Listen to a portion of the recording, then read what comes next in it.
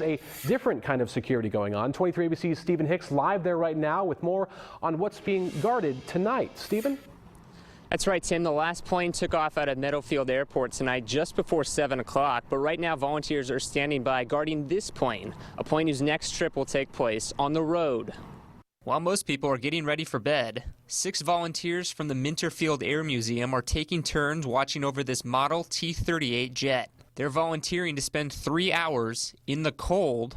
Pretty cold, and you try to stay warm, so you stay in the vehicle, run the heater, and just keep an eye on the plane.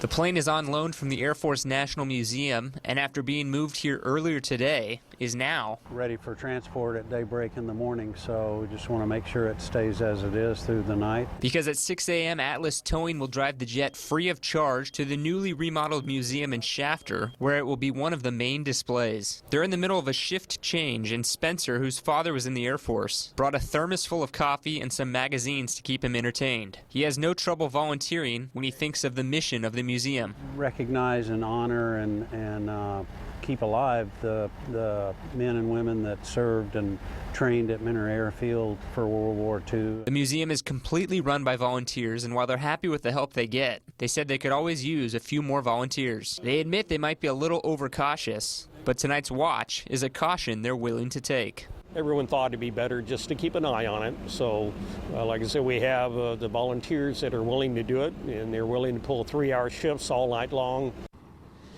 And volunteers will be out here the rest of tonight and into tomorrow morning, trying their best to stay warm and bundled up, because tonight's overnight temperatures are going to dip into the low 40s. Tim, Gracia? Certainly getting cold. Thanks, Stephen.